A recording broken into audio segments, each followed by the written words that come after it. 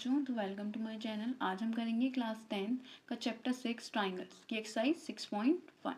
Let's do the question number 1 which is fill in the blanks using the correct word given in the brackets. तो अब यहाँ पे हमें सबसे पहले बताना है क्वेश्चन नंबर 1 में ऑल सर्कल्स आर कॉन्ग्रुएंट या सिमिलर। अब हमें ये बताने के लिए सबसे पहले पता होना चाहिए कि कॉन्ग्रुएंट कौन से होते हैं और सिमिलर कौन से होते हैं। तो अगर कोई भी चीज़ सिमिलर है तो उसमें हमें दो चीज़ चेक करनी है। सबसे पहले उसके जो एंगल्स होने चाहिए वो इक्वल होने चाहिए, इक्वल एंगल्स। एंड सेकेंड, उसकी जो साइड्स होनी चाहिए वो प्रोपोर्शनल होनी चाहिए। अगर कोई भी चीज़ कॉन्ग्रुएंट है तो उसकी साइड्स एंड एंगल दो।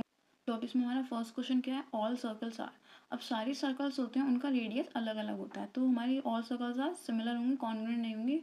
अगर वो कॉन्ग्रुएंट हैं तो मतलब उनकी सारे की रेडियस सेम होनी चाहिए, वो पॉसिबल सबका नहीं हो पाता। अब मैं छोटा सर्कल बना दूँ, बड़ा सर्कल बना दूँ, या सारे सर्कल्स की बात हो रही है, ठीक है।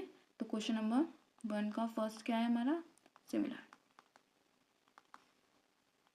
ठीक। Next all squares are same. यहाँ पे एंगल्स स्क्वायर्स के सब सेम होते हैं बट साइड्स ज़रूरी नहीं है सेम हो, तो इसका भी क्या है हमारा सिमिलर।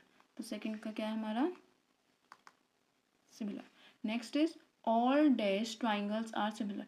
कौन से ट्राइंगल्स होते हैं जो सिमिलर होंगे। अब सिमिलर होने की क्या कंडीशन थी, इक्वल एंगल्स होने चाहिए, साइड्स प्रोपोर्शनल होनी चाहिए, और वो सिर्फ इक्विलेटरल के साथ ही पॉसिबल है, क्योंकि आइसोस्केलस में तो दो ही एंगल सेम होते हैं, दो साइड सेम होती है, तीसरी डिफरेंट होती है।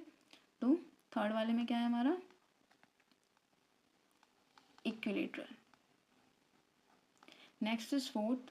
और फोर्थ में क्या कह रहा है, two polygon of the same number of sides are similar. दो पॉलीगॉन हैं और वो सिमिलर हैं कब, जब उनकी करस्पॉन्डिंग एंगल्स क्या होंगी, इक्वल। अभी हमने ऊपर पढ़ा था सिमिलर तब होता है जब एंगल्स इक्वल होते हैं और उसकी जो साइड्स होती हैं वो प्रोपोर्शनल हो। Here we completed our question number 1.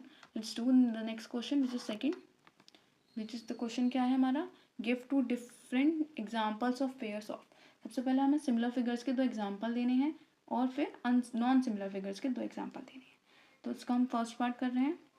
First में ए क्या दे सकते हैं हम, to equilateral.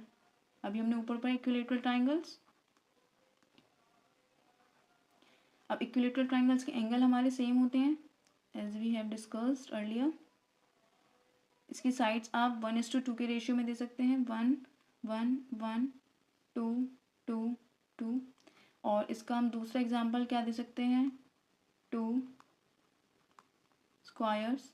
Same with this, square के एंगल सेम होते हैं सबके 90 डिग्री। और इसमें हम दे सकते हैं, ये हमने 2 ले ली साइड और जो दूसरे वाले की साइड हमने क्या ले ली 1। तो ये हमारी साइड्स जो होंगी वो प्रोपोर्शनल में हो गई। नेक्स्ट इसका सेकंड वाले का क्या कह रहा है, ए में हम एग्जांपल क्या दे सकते हैं, एक ट्रेपेजियम ले लिया हमने और एक हमने क्या ले लिया एंड स्क्वायर ले लिया। तो ट्रेपेजियम और स्क्वायर में हमारे एंगल भी अलग अलग हैं और साइड्स भी हमारी अलग अलग हैं। इसके बाद हम एक और जो हम दूसरा दे सकते हैं, क्या दे सकते हैं बी में, एक हमने ट्राइंगल ले लिया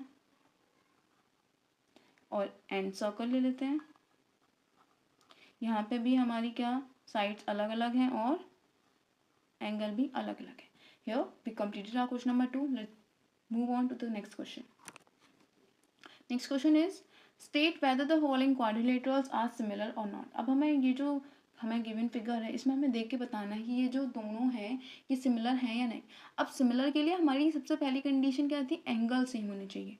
यहाँ पे हम पहली फिगर में देखेंगे, यहाँ पे हम दूसरी फिगर में देख रहे हैं ये एंगल 90 डिग्री है और जो हमारे पास पहली फिगर है इसमें कोई भी एंगल 90 डिग्री नहीं है, तो ये तो फिगर सिमिलर है ही नहीं। और भले ही हमारी यहाँ दूसरी कंडीशन क्या थी सिमिलर की, जो साइड्स होती हैं वो प्रोपोर्शनल होनी चाहिए। यहाँ पे है, यहाँ पे क्या रेशियो है, 1:2 का रेशियो है, बट क्योंकि ये वाली साइड जो है ये इसके डबल है, बट यहाँ पे हमारे एंगल्स इक्वल नहीं है। तो यहाँ पे हमें रीज़न देना होगा इसका सॉल्यूशन। रीज़न क्या देंगे, quadrilaterals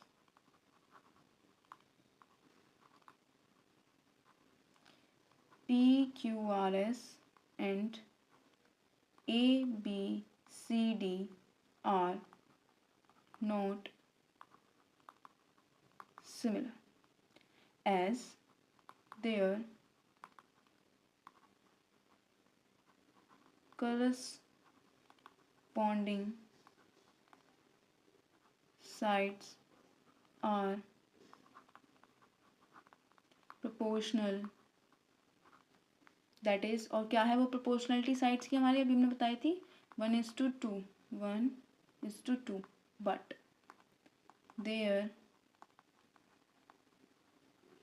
corresponding angles are not equal.